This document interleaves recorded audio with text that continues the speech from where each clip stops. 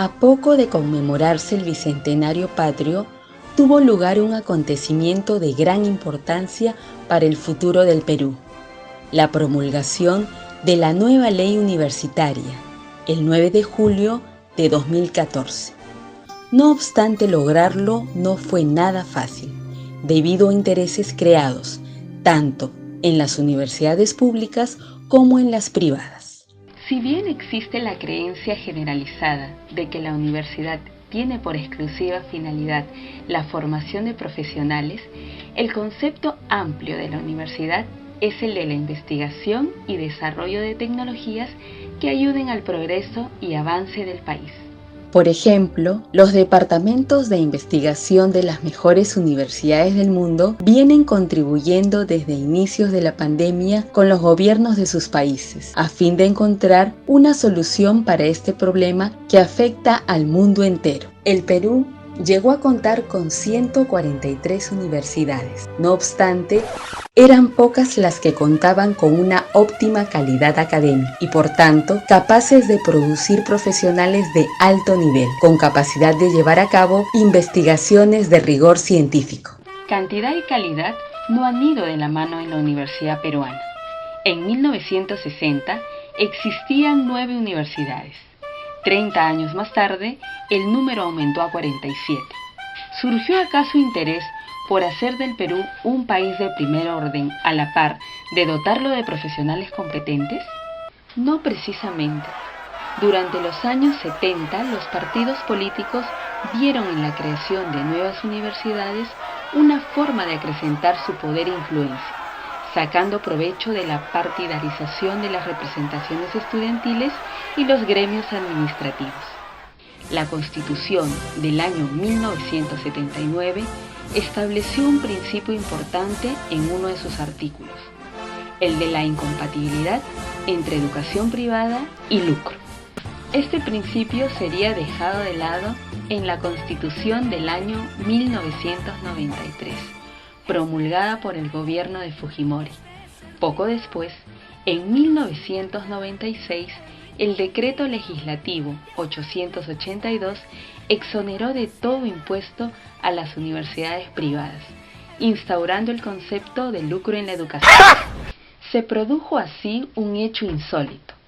Entre los años 2010 y 2011, la Asamblea Nacional de Rectores autorizó la creación de 32 universidades públicas y privadas, sin respetar los estándares de calidad establecidos para su funcionamiento.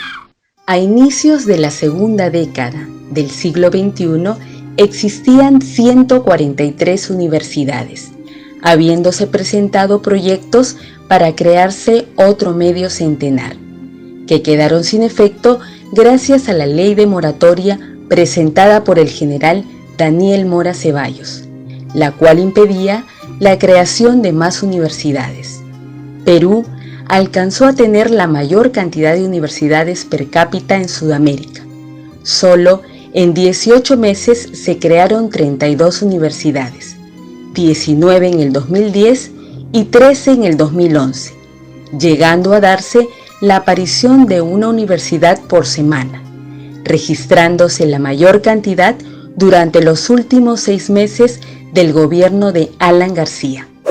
Había casos en los que una universidad nueva hacía uso de la infraestructura de otra más antigua para funcionar. Ejemplos: la Universidad Tecnológica de San Juan del Lurigancho surgió usando locales de la Universidad San Marcos, y la Universidad Autónoma Municipal de Los Olivos usó las oficinas de la Municipalidad del Distrito, nombrando rector al alcalde. Y así fueron surgiendo universidades por todas partes. Sus propietarios no tenían escrúpulos en hacerlas funcionar en centros comerciales, en el segundo piso de algún restaurante, casino o cochera. A estos llamados centros de estudio, de precaria calidad educativa, llegaban miles de jóvenes con la ilusión de forjarse un futuro profesional. La sobreoferta universitaria daba lugar a situaciones insólitas, como en las que los transeúntes eran abordados por una jaladora para hacerles rendir un simulacro de examen de admisión al paso, sin necesidad de presentar certificados de estudios. Bajo esta modalidad, todos los postulantes ingresaban.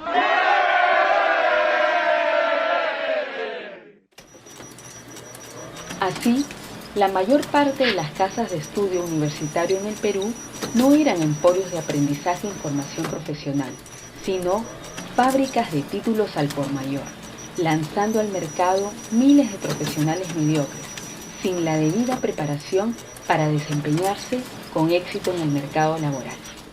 El afán de lucro y no el interés por el desarrollo académico se había apoderado de la universidad, pero si las universidades privadas percibían cuantiosos ingresos por concepto de pago de pensiones y no pagaban impuestos, ¿a dónde iba a dar todo ese dinero? El Perú ostenta el dudoso honor de tener uno de los récords universitarios más impresionantes del mundo, y no por un tema académico precisamente. El ex rector de la Universidad Inca Garcilaso de la Vega llegó a percibir un sueldo anual de $7.400.000, superando largamente a los rectores de las 10 principales universidades estadounidenses. El caso del ex rector de la Universidad Garcilaso, por desgracia, no es el único, es solo un ejemplo entre muchos. Las universidades públicas cubren el 50% de sus gastos, siendo el porcentaje más alto de América Latina, gracias a los recursos directamente recaudados, es decir, concursos de admisión, centros preuniversitarios, programas de posgrado, así como empresas constructoras de petróleo, grifos, empresas de consultoría, etc. El problema es que no hay quien controle en qué son empleadas estas ganancias, ni a qué bolsillos van a dar. Otro problema es la distribución del canon que se entrega a varias universidades nacionales que no cuentan con docentes calificados, ni poseen programas para darle uso a dichos recursos.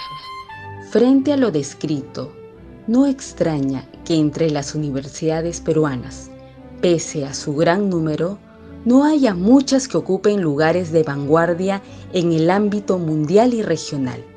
En su último reporte de marzo de 2021, la QS World University Rankings ubica a la Pontificia Universidad Católica en el puesto 432 a nivel mundial.